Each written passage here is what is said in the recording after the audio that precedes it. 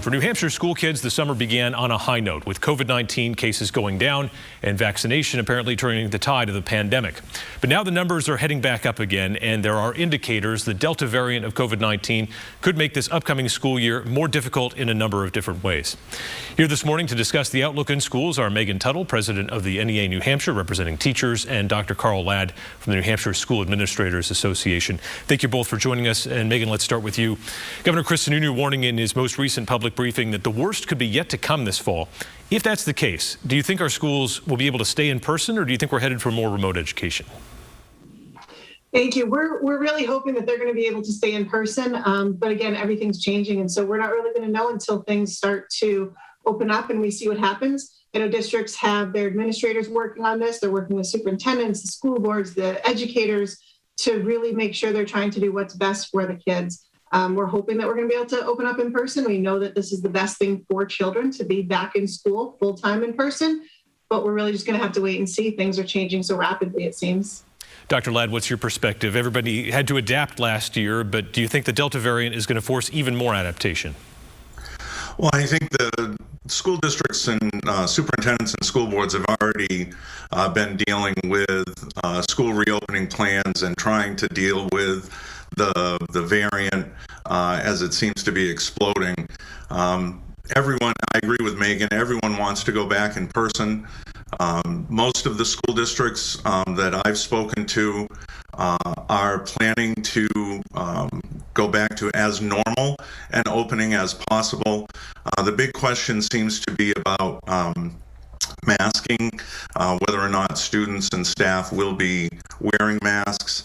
And when I'm talking to districts, when they're talking about pivoting, they're not talking about pivoting to remote, which we did last year. It's pivoting to either wearing a mask or not. I think the goal is to try to keep schools open and students in the buildings for as long as possible. And staying with you, Dr. Ladd, and that discussion around masking, obviously the state epidemiologist, Dr. Chan, saying if a county is in substantial transmission, then the recommendation is that schools should be doing masking for everyone inside the building. What's the best approach, and what are you telling your members about how to deal with the parental opposition? Because there's a significant number of people who think that the masks were a step too far, I guess, even though it was a public health issue, and they want them gone. Well, I think, superintendents are trying to walk that fine line between what the science and the medical field is telling them is best practice for children, especially those under 12 who are not able to be vaccinated. And, the wishes of parents for their children to have, quote unquote, a normal school year. I think that sometimes it's easy for folks who don't have the ultimate decision making to say, everyone should just be able to do their own thing and wear masks or not wear masks depending on their own personal preference. But when you're responsible for the health and safety of not only hundreds of staff members but thousands of kids, that those decisions become a little less cavalier and a little bit more important and critical to get them right. So, I do think that districts are struggling with this right now, but for the most part, they are trying to walk that fine line and listen to their communities, but also be mindful of what the science is telling them. Megan, what's the teacher's perspective on this? Should the kids be wearing masks in the classroom?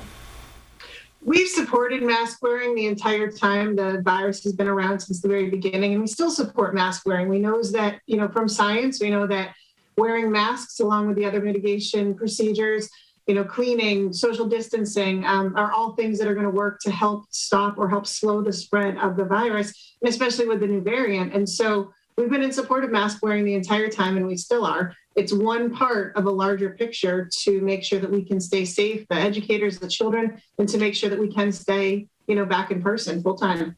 Obviously, vaccination has entered into a complicated realm as well, and not all school kids are eligible, and certainly we've seen the uptake rate not quite that high, even for those who are 12 and older.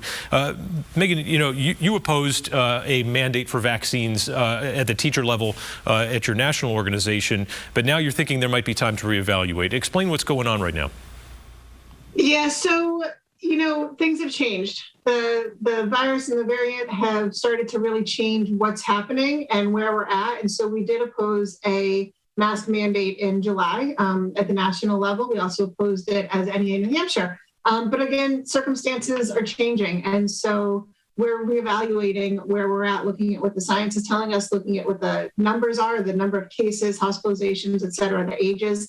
We know that vaccinations are good as another piece of the whole, the whole puzzle to make sure that we're keeping everybody as safe as we can. So we obviously are urging all of our members to get vaccinated, but we know that some aren't for different reasons. And so we are still evaluating that. We're going to know more probably within the next day or so as an organization. But we do know that it is one piece of the puzzle to help keep everybody safe. And again, we want to be back in person more than anything. We just need to make sure that, it's the best thing to do. Dr. Ladd, how do you see this playing out? There's already COVID-19 vaccine hesitancy and vaccine resistance within a large segment of the population. Certainly that's going to translate perhaps even more so to kids, and particularly the kids of those people who are not pro-vaccine. And yet, mandatory vaccination is a key aspect of public education for those vaccines that are fully approved. So how do you see this unfolding? Well, unfortunately, vaccinations has become a political issue instead of a public health issue. I don't think that there's any doubt that just like mumps and measles and rubella, we need vaccines. We need to have a vaccination policy. I think all students should be vaccinated if the vaccines are available to them. I think all staff should be vaccinated.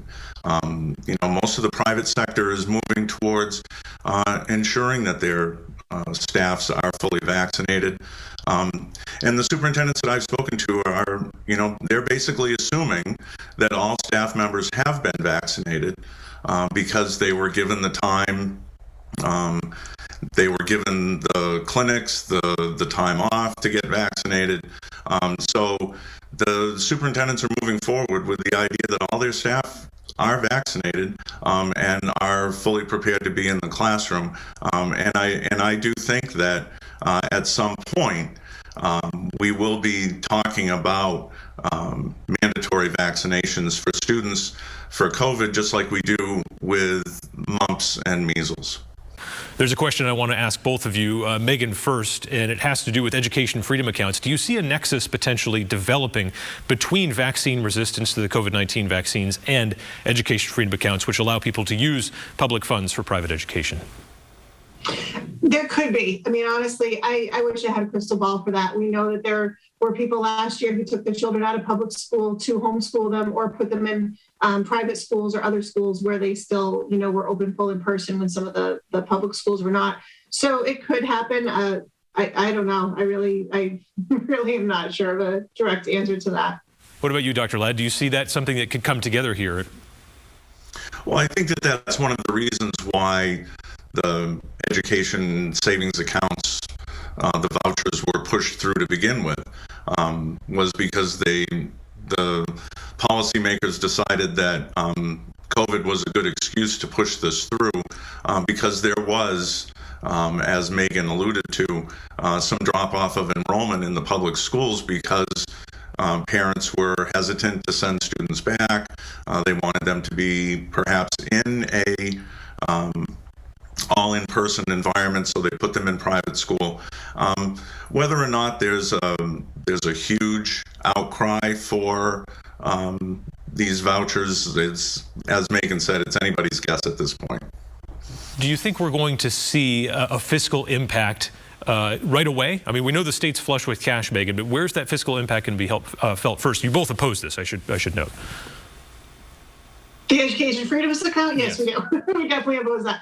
I think what's going to happen is the fiscal impact's really going to be felt at the local level, as we've been saying all along. It's going to be the property taxpayers in the cities and towns that are going to have to make up the difference for is public money that's being now used for private schools. And that's something we've said all along, and it isn't changing. That's where it's going to be felt, is really at the local level first.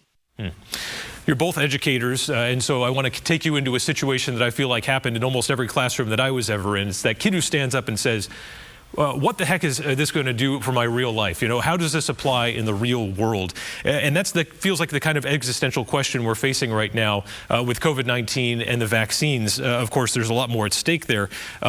And someone's got to answer this question and get that classroom, the state, moving in the same direction in a unified way. You know, right now in this country, we have this sort of, well, why should I take this vaccine? Why should I do this?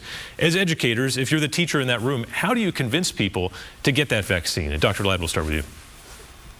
Well, I think one of the pieces that we seem to be forgetting is the notion of public good and the common welfare. We are supposed to be one people, and we are supposed to be united. When we've had crises like these in the past, whether it was the Spanish flu of 1918 or whether it was polio, you know, the country all pulled together, and we all worked together to come up with common solutions. And I think that right now folks are feeling very polarized, but you know, we have much more that binds us than separates us.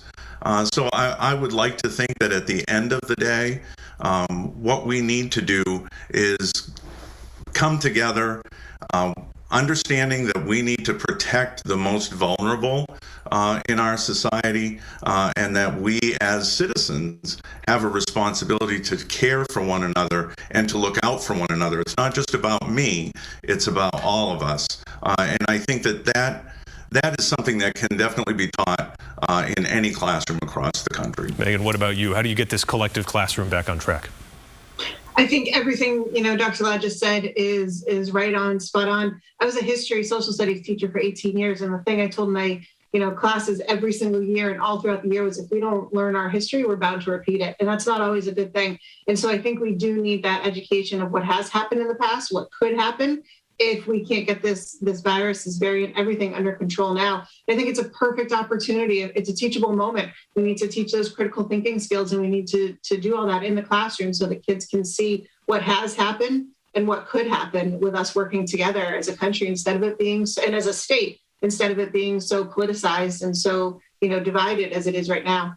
All right, Megan Tuttle from NEA New Hampshire and Dr. Carl Ladd from the School Administrators Association. Thank you so much for your perspective here on Close Up. We appreciate the time. Thanks for having us. Thank you.